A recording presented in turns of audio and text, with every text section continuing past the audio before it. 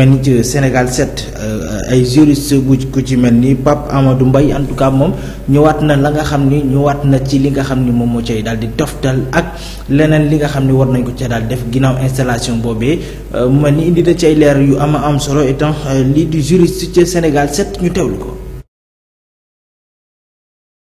képp jotaay bi installé nañ haute cour de justice bi et qui dit haute cour de justice xam ngeen li ci topp.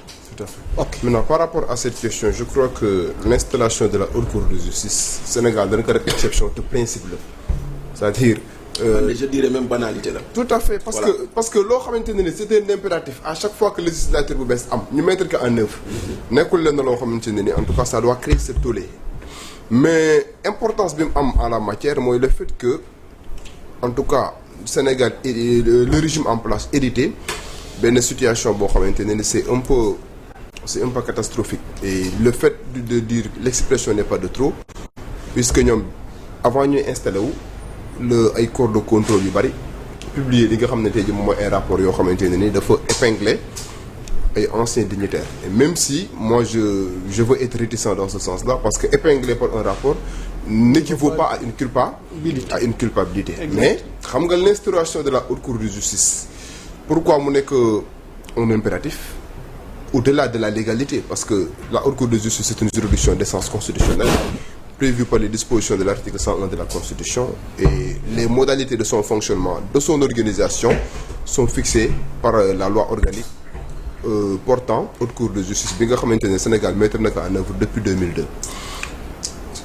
xam nga le président de la République au Sénégal je vais pas exagérer d'utiliser les mêmes expressions kii bi nga xam ne Ismaïla Madior Fall moom la waxoon qu'il bénéficie d'un principe de responsabilité absolue c'est faux parce que la disposition bi nga xam ne da koy incriminer dane le président de la République n'est pas pénalement responsable des infractions commises dans l'exercice de ses fonctions sauf pour haute trahison donc ce n'est pas un principe de responsabilité absolue boo xamante ne ni boo nekkee président de la République tu peux te permettre tu peux t'adjuger entre le droit def lu la neex après ça passe par perte et profit non léegi tey jii le président de la République il n'est pas justiciable devant les juridictions de droit commun le ministre il n'est pas justiciable devant les juridictions de droit commun et à partir du moment où le président de la République les ministres par rapport aux infractions commises dans l'exercice de leurs fonctions ils ne sont pas justiciables devant les juridictions de droit commun dafa am benn privilège de juridiction boo xamante ne am nañ ko léegi privilège de juridiction boobu mooy lan mooy tey jii ni que am na disposition constitutionnelle bi nee na pour nga poursuivre leen mënoo leen a poursuivre si juridiction de droit commun yi donc ils sont justiciables devant la haute cour de justice loolu moo tax les sénégalais yi nga xam ne tey jii par exemple dañ doon précipité wu di wax ne pourquoi le régime actuel yéex dans le déclenchement des procédures moi je me dis que ces gens-là ils n'ont rien compris parce que tey jii un ministre boo xam ne da nga ko bëgg a comparaître loolu devant les juridictions de droit commun mais ces avocats auront la possibilité de soulever des exceptions d'incompétence pour démontrer que à partir du moment où infraction yi ngeen koy toppee bi ñu koy commettre dafa nekkoon ministre bu ñu leen waree topp devant les juridictions répressives day nekk devant la haute cour de justice léegi bu ñu mettre en œuvre la haute cour de justice on aura la possibilité maintenant à travers véritablement la résolution de mise en accusation parce que en la matière am na yenn juristes yoo xam ne sax dañuy def ay amalgame parce que haute cour de justice bu ñu ko installé ba membre yi prêter serment mooy ce qu'on a fait aujourd'hui donc le premier président de la cour suprême moom mooy exercer les fonctions en tout cas de présidence de ladite cour ki nga xamante ne tey jii moom moo war a déclencher les poursuites parce que pour ñu jàpp il faut que mu am ko déclencher poursuite en la matière c'est le procureur général près de la cour suprême moom moo mën a engager des poursuites mais il engage des poursuites à la suite de la résolution de mise en accusation votée à l'Assemblée nationale mooy Assemblée nationale dañuy voter benn résolution de mise en accusation résolution boobu le président de l'Assemblée nationale di jël jébbal ki nga xam ne tey jii moom mooy le procureur général près de la Cour suprême moom à son niveau dina déclencher des poursuites et bu déclencher des poursuites en la matière l'instruction est obligatoire et bu fekkente ne l'instruction est obligatoire dinañ mettre en œuvre aussi une commission d'instruction boo xam ne c'est le premier président de la Cour d'appel moom moo koy jiite léegi le premier président de la Cour d'appel day utiliser les règles classiques de la procédure pénale. Code pénal, code de procédure pénale. Code de procédure pénale. Moi, par exemple, les dignitaires, ils sont justiciables devant la haute cour de justice. ils auront la possibilité d'organiser leur défense. Donc parce que dañ ne la haute cour de justice day respecter li nga xam ne ni moom mooy les droits de la défense. Ils auront la possibilité seen ak ak seen yelleef. Très bien, seen ak ak seen yelleef. Ils ont la possibilité de choisir des avocats et même en la matière bu amul ay avocats la commission d'office day am. État moom moo leen di utal ay avocats. Donc ñu respecter la même procédure classique à partir du moment où la résolution de mise en accusation est votée et que le procureur général près de la Cour suprême enclenche li nga xam ne mooy des poursuites. ñu dem vers une instruction le juge d'instruction conformément aux prérogatives yi nga xamante ne article 71 du code de procédure pénale daf ko ko jox il aura la possibilité maintenant de creuser dans son instruction préparatoire s'il faut aller vers des commissions rogatoires donc descendre sur les lieux donc délégation judiciaire donc am na tous les moyens parce que le juge d'instruction en droit ñun dañ koy considérer comme un magistrat enquêteur. dafa am dayo yi. moo ëpp doole c'est le procureur de la République. Parce que à partir du moment où le juge d'instruction est saisi d'un dossier le procureur de la République il est dessaisi. Procureur de la République fenn rek la mën a intervenir en phase d'instruction lorsque le procureur de la République constate la découverte de nouveaux éléments bu boobaa mën na def ce qu'on appelle un réquisitoire supplétif mu saisir le juge d'instruction ne que saisir naa la pour nga instruire à charge. non pas du uude. à décharge. conjonction. Sénégalais dañuy juum naan à charge ou à décharge de soi. boo gisee ay éléments yoo xam ne day chargé juge d'instruction da koy intégré mais boo constaté que y a des éléments qui déchargent da nga koy intégré. conjonction moo tax ñuy wax instruire à charge et à décharge. léegi à la fin maintenant de son instruction préparatoire le juge d'instruction léegi boobaa lay mën a saisir li nga xam ne moom mooy haute cour de justice. bu nga xamante ne nii premier président de la cour suprême moom mooy assurer la présidence.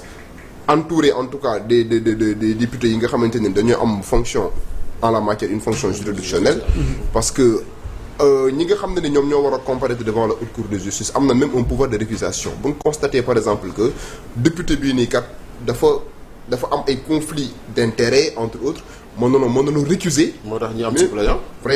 véritablement moo tax ñu war 8 suppléants ak 8 titulaires. voilà léegi nag bu ñu demee devant la haute cour de justice on verra parce que l'idée bi nga xam ne ñu ngi koy agité mooy la poursuite de l'ancien président de la République.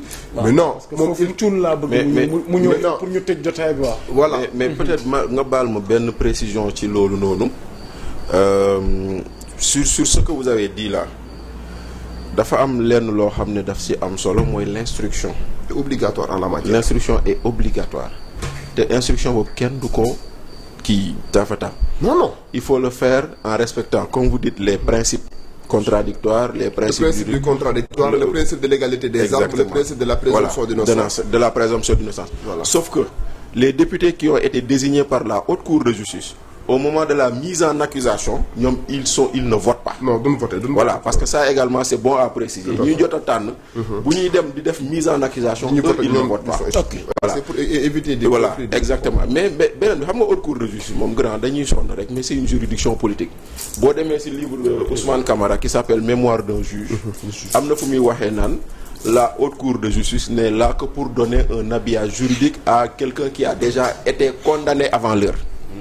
Et c'est ce qu'il dit parce que en réalité ku ñu topp haute cour de justice ci ministre ak ci premier ministre ak ci président de la République c'est parce que c'est un acte politique mooy lu ma la waxoon semaine passée fii à propos de Macky Sall tey jii nii moo fi nekkaat ba tey ils vont peut-être poursuivre des gens oui ils vont peut-être mettre des gens en prison certainement mais ce sera des actes politiques et rien que des actes politiques. mais nag monsieur Fofana par rapport à l'acte politique.